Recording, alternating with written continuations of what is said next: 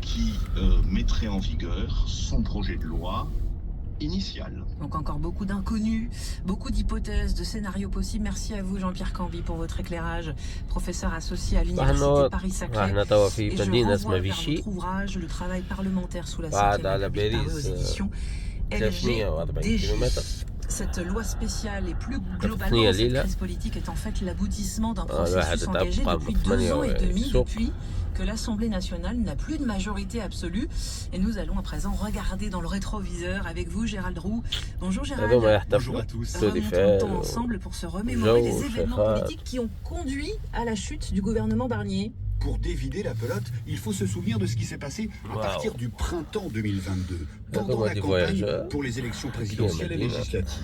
Début mars, Emmanuel Macron annonce qu'il est candidat à sa propre succession à seulement 5 semaines du premier tour de la présidentielle le 10 avril. C'est une candidature de dernière minute pour un président certes très occupé par l'Ukraine, mais aussi très confiant. À l'époque, il fait à peine campagne, 2 meetings seulement. Je suis candidat depuis quelques jours. Dans 300 mètres serrés à droite et poursuivez sur la départementale 2009 à Moulins. Et à un mois du premier tour, Emmanuel Macron se risque à annoncer que s'il est élu, il repoussera l'âge du départ à la retraite de 62 à 65 ans, 3 ans de plus. 24 avril 2022, Emmanuel Macron est réélu président, Gérald, mais restent les législatives en juin.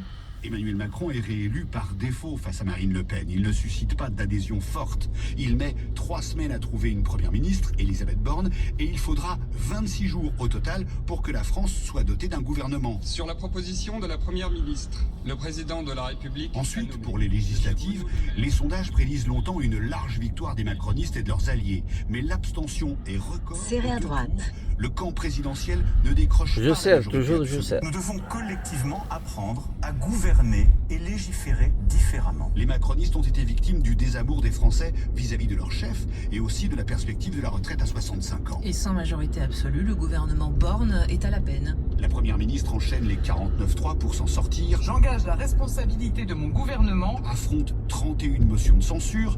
La réforme des retraites, 64 ans finalement, passe elle aussi avec le 49.3. Et au bout d'un an et demi, Elisabeth Borne est remplacée par Gabriel Attal, qui ne reste à Matignon que 8 mois. Il est victime, entre guillemets, des européennes et de la dissolution. Aux élections européennes du 9 juin dernier, énorme revers pour les macronistes. Le Rassemblement national est lui au sommet.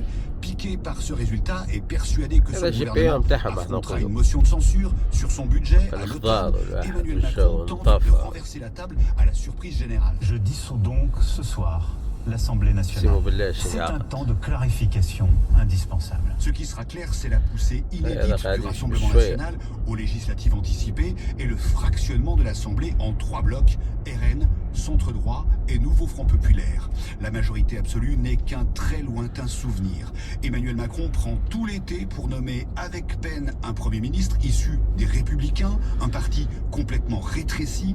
Michel Barnier ne tient que 3 mois, victime de la censure sur le budget, voté par le Rassemblement national et par la gauche. Et un résumé signé Gérald Roux pour France Info.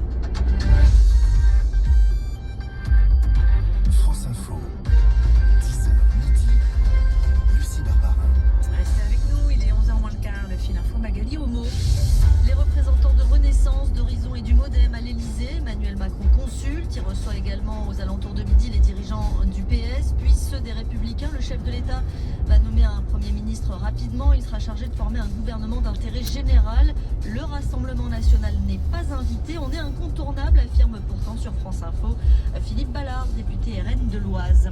Un plan social chez Airbus, dans la branche spécialisée dans le secteur de la défense et de l'espace. 540 postes pourraient être supprimés au total en France, la plupart sur le site de Toulouse. La CGT et l'UNSA appellent à un rassemblement à 13h devant les locaux de l'entreprise qui dit faire face à une rude concurrence internationale.